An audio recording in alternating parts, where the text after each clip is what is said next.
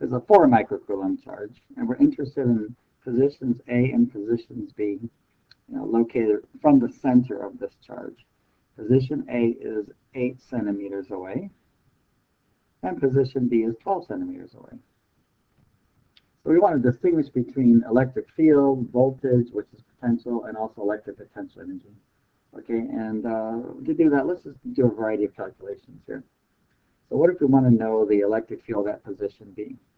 Well, then we'll say electric field is equal to 9 times 10 to the 9th, and then multiplied by 4 times 10 to the minus 6.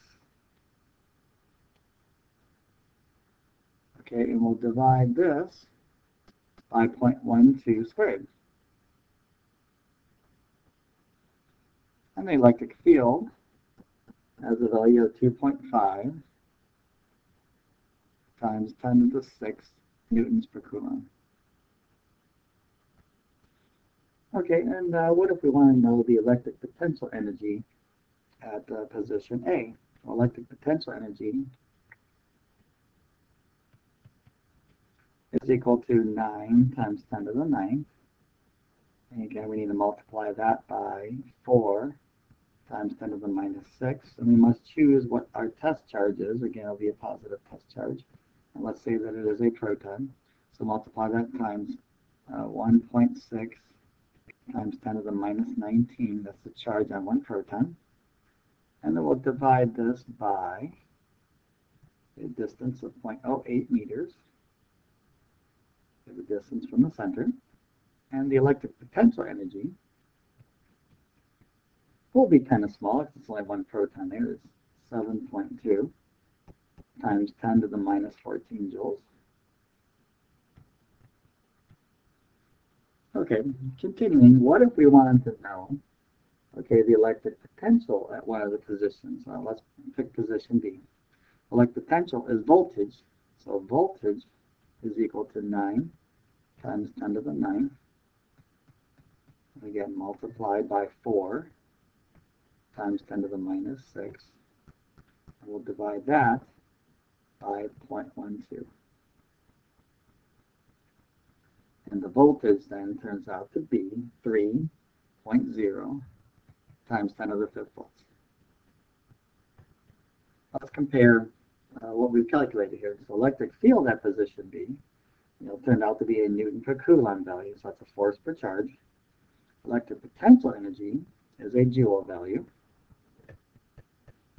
Now what we want to find out, the voltage at position A. So we'll use the same equation. Voltage is equal to 9 times 10 to the 9th multiplied by 4 times 10 to the minus 6.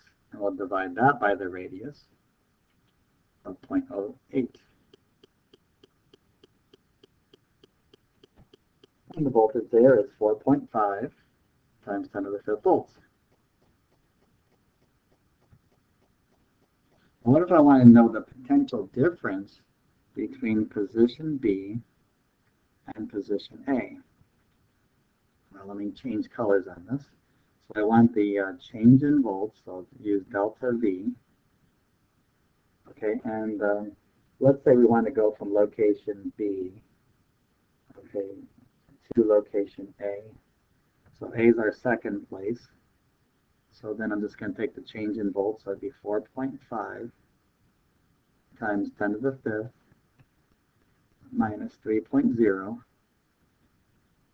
times 10 to the 5th. And that's going to equal 1.5 times 10 to the 5th volts.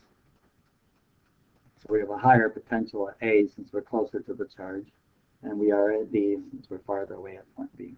And that's our change in voltage there. Okay, now last question is, what if we wanted to go find out how much work it would take, okay, to go from position B to position A? Okay, well, let's remind ourselves, and we already know the change in potential at that place. Okay, and change in potential is joules per coulomb. That's what volts means. So I'm going to do that calculation here.